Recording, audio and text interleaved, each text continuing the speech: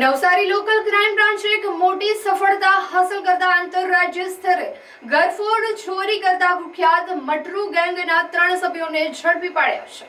12મી જાન્યુઆરીના રોજ નવસારી ટાઉન વિસ્તારમાં થયેલી ચોરીનો ભેદ ગણતરીના જ કલાકોમાં ઉકેલી પોલીસે 100% મુદ્દામાલ રિકવર કર્યો છે। આ સફળતા અંગે ડીવાયએસપી હરેશ ચાંદુએ પ્રેસ કોન્ફરન્સ યોજી વિસ્તૃત માહિતી પૂરી પાડી હતી।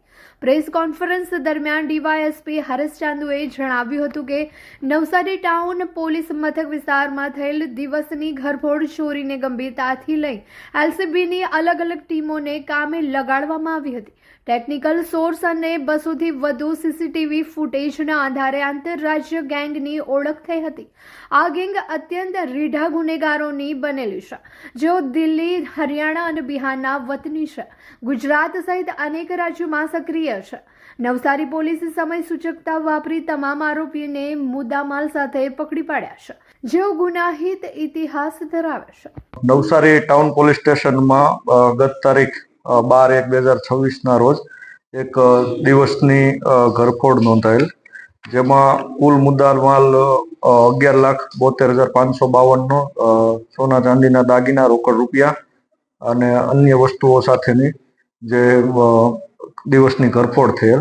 તો જે બાબતે માનની રેન્જ વડા સાહેબ શ્રી પ્રેમવીર સિંહ સાહેબ તેમજ જિલ્લા પોલીસ અધિક્ષક શ્રી રાહુલ પટેલ સાહેબના માર્ગદર્શન હેઠળ એલસીબીની ટીમ દ્વારા એલસીબીના સિનિયર પીઆઈ વિજય જાડેજા સાહેબ તથા અન્ય અધિકારી કર્મચારી દ્વારા ટેકનિકલ અને હ્યુમન સોર્સના એક્ટિવેટ કરીને ટોટલ જે આ જે ગુનો બનેલ, તો એ ગુનામાં આગળ જતા એમને બાતમી મળે કે જે મટરુ ગેંગ, જે આંતરરાજ્ય ઘરફોડ ચોરી કરતા જે ખુંખાર ગેંગ છે, તો એના માણસો હોય અને તેમનું લોકેશન અમુક જગ્યાએ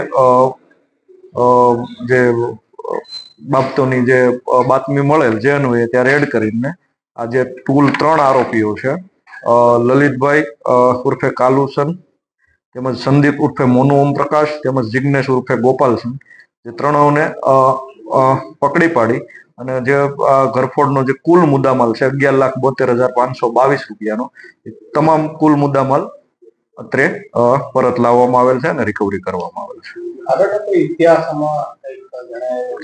યસ, જે આરોપી છે, જે મટરુ ગેંગ છે, એ મૂળ એમની જે એમો અલગ અલગ જે બંધ મકાન હોય એની બાતમી મેળવીને થોડુંક એ લોકો પોતે ત્યાં વર્કઆઉટ કરતા હોય છે અને સુરતના અડાજણ વિસ્તારમાં, વડોદરાના વાડી, વડોદરાના નવાપુરા વિસ્તાર, તેમજ રાજસ્થાનના ભિવાંડી પોલીસ સ્ટેશન અને તેમજ દિલ્હીના જહાંગીર પોલીસ સ્ટેશનમાં પણ તેઓ દ્વારા લૂંટના ગુના બનેલ છે।